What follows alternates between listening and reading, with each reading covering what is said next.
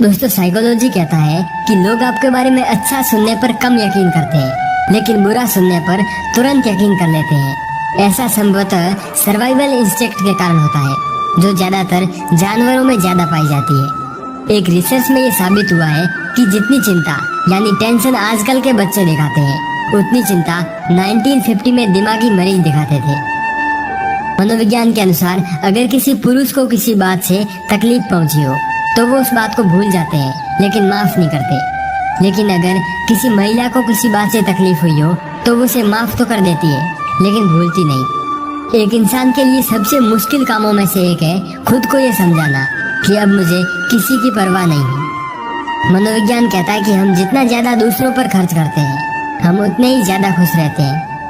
एक रिसर्च में ये साबित हुआ है कि यदि आप किसी को अपने गोल्स यानी लक्ष्य को बता देते हैं तो आपके सफल होने की संभावना कम हो जाती है। ऐसा इसलिए होता है क्योंकि आप वो प्रेरणा खो देते हैं, यानी मोटिवेशन लूज कर देते हैं। और मनोविज्ञान कहता है कि 90% लोग मैसेज या पत्र में वही चीजें लिखते हैं जिन्हें वो खुद कह नहीं सकते। और आपका फेवरेट गाना आपको इसलिए पसंद है क्योंकि वो आपकी जिंदगी की किसी असल घटना के साथ जुड़ा होता है। एक रिसर्च में ये पता चला है कि 18 से 33 साल की उम्र तक व्यक्ति सबसे ज्यादा तनाव में रहता है, और 33 साल की उम्र के बाद ये तनाव धीरे धीरे कम होता जाता है। यदि आप अपनी भावनाओं को छिपाओगे तो दूसरे व्यक्ति के लिए आपको समझना उतना ही मुश्किल होगा। हालांकि ऐसा करने से आप दूसरे की नजरों में अपनी विश्वसनीयता खो सकते हैं। एक रिसर्च में ये साबित हुआ है कि कॉमेडियन और मजाकिया लोग दूसरों के मुकाबले ज्यादा उदास रहते हैं। आपका माइंड आधे से ज्यादा समय तो केवल मेमोरीज यानी यादें दोहराता रहता है। एक रिसर्च के मुताबिक दिल टूटने से किसी की मौत भी हो सकती है, और इसे स्ट्रेस कार्डियोमायोपैथी कहते हैं। साइकोलॉजी कहता है कि जब हमें कोई नजरअंदाज यानी इग्नोर करता है तो वही रसायन यानी केमिकल रिलीज होता है जो हमें चोट लगने पर होता है। स्मार्ट यानी तीव्र बुद्धि वाले लोग खुद को कम आंकते हैं, जबकि दूसरे लोग उन्हें प्रतिभाशाली और श्रेष्ठ समझते हैं। मनोविज्ञान कहता है कि यदि आप पुराने समय को याद करते हैं तो उससे ज्यादा ये याद आता है कि हमने ऐसा आखिरी बार कब याद किया था। जब आपको किसी से प्रेम होता है तो हमारा शरीर इसमें कुछ खास नहीं करता, बस दिमाग एक केमिकल रिलीज करता है जिससे हमें अलग अच्छा अनुभव होता है, और उस केमिकल का नाम है डोपामाइन। साइकोलॉजी के अनुसार जब कोई आपसे ये कहता है कि मुझे आपसे कुछ बात करनी है, तो हमें हाल ही में किए गए अपने सारे बुरे काम सेकंडों में याद आ जाते हैं। और जो लोग ज्यादा हंसते हैं उनमें दर्द को सहने की क्षमता दूसरों से ज्यादा होती है। मनोविज्ञान कहता है कि हम जो भी सोचते हैं उसका 90% हिस्सा सीधा हमारे मूड पर असर करता है।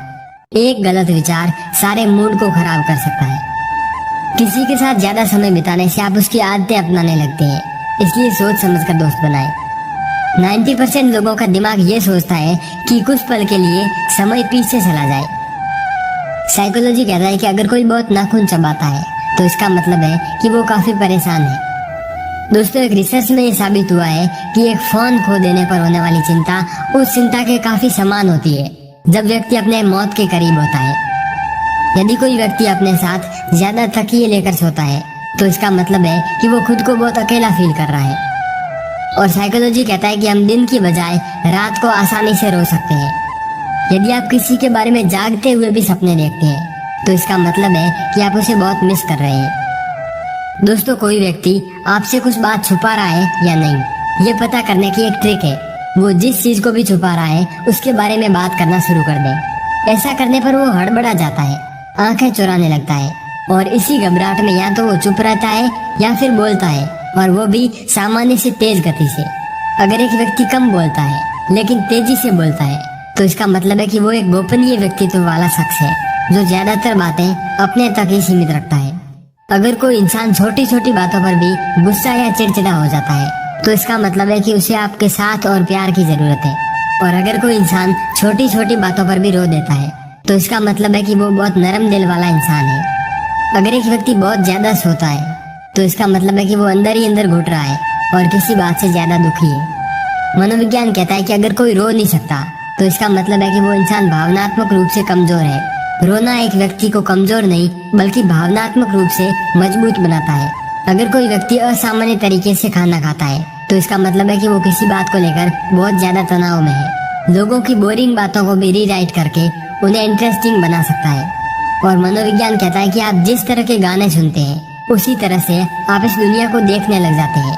दोस्तों, आप ऑनलाइन आर्टिकल पढ़ते होंगे या बुक्स रीड करते होंगे, लेकिन एक रिसर्च में ये साबित हुआ है कि आपकी आंखों के लिए मोबाइल की स्क्रीन से पढ़ना उतना आसान नहीं होता जितना कि बुक्स को पढ़ना। और साइकोलॉजी ये कहती है कि सोने से पहले जिस भी इंसान के बारे में आप सोचते हैं वही व्यक्ति आपकी खुशी और दर्द का कारण है।